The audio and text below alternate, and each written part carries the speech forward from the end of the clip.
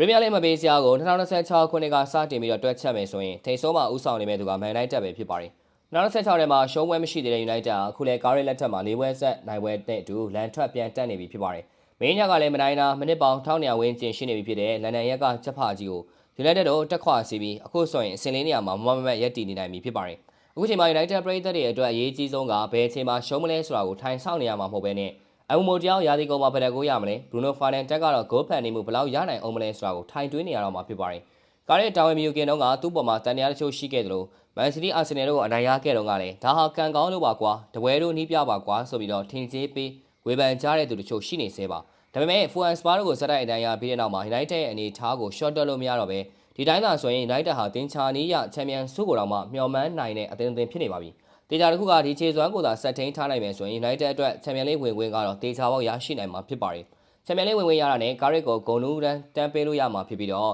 United ဘုတ်ဖွဲအနေနဲ့ဒီကွင်းလယ်ကစားမဟောင်းကိုအမြဲတမ်းနီးပြရာတို့ပေးသွားမလားဆိုတာကလည်းစောင့်ကြည့်ခြင်းစရာပါ။တပွဲလုံးတိုင်းတာအနေနဲ့ပြောရမယ်ဆိုလို့ရှိရင် United အနေနဲ့အားနည်းချက်မရှိသလောက်လို့ပြောရမှာပါ။ကစားသမားတွေအကုန်လုံးဒီပါအစိမ်းအောင်ထောင်းကစားထားနိုင်ခဲ့ပြီးရှေ့လယ်နောက်အပြစ်ပြောစရာတိတ်မရှိပါဘူး။ကြံမှန်ပြီးအပြစ်ရှာရမယ်ဆိုရင်တော့ကားရစ်အနေနဲ့လာမယ့်ပွဲစဉ်တွေမှာလူစားလဲမှုတွေကိုဒီထက်ပိုပြီးစောစောလုံးသိတယ်လို့အကြံပြုချင်ပါတယ်။တကယ်လို့ဗဂျမင်ရှက်ကိုလာဒီနေ့ပွဲမှာစောစီးခဲသွင်းခဲ့မယ်ဆိုရင် United အနေနဲ့ဒီထက်ပိုပြီးဂိုးပြတ်တဲ့ရလဒ်တစ်ခုကိုဖော်ဆောင်သွားနိုင်မယ်လို့တော့ယူဆမိပါတယ်။ဒါအပြင်ပြန်မဲ့ကုန်းသမားဗီကာရီယိုရဲ့လက်စွမ်းပြမှုကလည်း United ရဲ့သွင်းဂိုးတွေကိုရပ်တန့်သွားစေခဲ့လို့ပြောမှာပါ။ဗီကာရီယိုကဘရာဟိုင်မှာအတွင်းမှာရင်ကက်စမဲရိုရဲ့အဝေးကန်ချက်နဲ့ခေါင်းတိုင်းချက်ကိုကာကွယ်သွားနိုင်ခဲ့တယ်လို့ဒုတိယပိုင်းမှာလည်းဒါလော့လိုရှောရဲ့အဝေးကန်ချက်တွေကိုအားအသင့်ဝယ်ကားနိုင်သွားခဲ့တာဖြစ်ပါတယ်။ United ကပွဲအစတွေကစပါအသင်းကိုတောက်လျှောက်ဖိအားပေးကစားထားနိုင်ခဲ့တာပါ။ United ပုံစံကဘယ်လိုမျိုးလဲဆိုတော့စပါအသင်းကိုဖိအားပေးရဆိုတဲ့နေရာမှာစပါအသင်းရဲ့တိုက်စစ်စင်မှုတွေကိုအကောင်းဆုံးထိန်းချုပ်ပြီးတော့ပြန်လည်ဖိအားပေးတဲ့ပုံစံမျိုးပါ။ပွဲချိန်7မိနစ်မှာ United တို့ခွင့်ရတစ်ခုရရှိခဲ့ပြီး Bruno Fernandes ရဲ့အနီးကပ်ချပေးမှုကနေ Casemiro ကအမှတ်မထင်အဝေးကန်ချက်နဲ့ကန်သွင်းခဲ့ရမှာတော်တော်လေးကောင်းမွန်ခဲ့ပြီး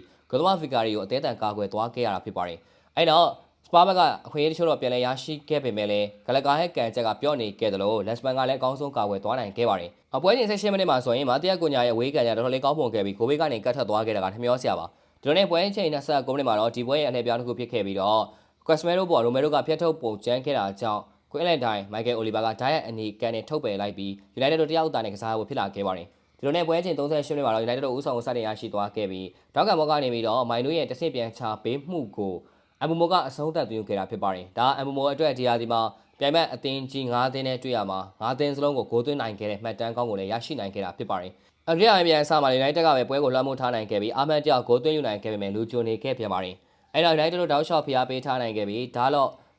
ဘလော့ရှော့ရဲ့ကန်ချက်တွေကတော်တော်လေးကောင်းမွန်ခဲ့ပေမဲ့လည်းဂိုးသမားဗီကာရီယိုကလည်းစွမ်းပြကာကွယ်သွားနိုင်ခဲ့တာဖြစ်ပါတယ်။ပွဲချိန်မိနစ်80ကျော်မှာတော့ United တို့နောက်ထပ်ဦးဆောင်ကိုထပ်မံရရှိခဲ့ပြီးတော့ဒါလော့ရဲ့ဖျက်တင်ပေးမှုကနေ Bruno Fernandes ကပြေးဝင်အဆုံးသတ်သွားခဲ့တာဖြစ်ပါတယ်။လက်ချက်ပွဲချိန်မှာတော့ Michael Carrick ဟာပွဲကိုထိန်းချုပ်ကစားဖို့ကြိုးစားလာခဲ့ပြီးအသင်းအတွက်လိုအပ်နေတဲ့အနိုင်၃ဘက်ကိုပုံဖော်သွားနိုင်ခဲ့တာဖြစ်ပါတယ်။အခုဆိုရင် United ကားရဲလက်ထက်မှာ၄ဝက်ဆက်နိုင်ပွဲနဲ့အတူချန်ပီယံလိဂ်ဝင်လည်းပုံမတေချာသွားခဲ့တယ်လို့နောက်ဆုံးကစားခဲ့တဲ့ Premier League 9ပွဲဆက်မှာရှုံးပွဲမရှိအောင်စွမ်းဆောင်ထားနိုင်ခဲ့ပြီဖြစ်ပါတယ်။ United တို့လာမယ့်အပတ်မှာကစားမယ့်ဝက်ဆန်တဲ့ပွဲစဉ်မှာနိုင်ပွဲဖော်ဆောင်ပြီးတော့၅ပွဲဆက်နိုင်ပွဲရလို့ရှိရင်စပင်ညက်မယ်ဆိုတဲ့ United ပရိသတ်ရဲ့ဆန္ဒကိုဖြည့်ဆည်းပေးသွားနိုင်မလားဆိုတာစောင့်ကြည့်သွားရမှာဖြစ်ပါတယ်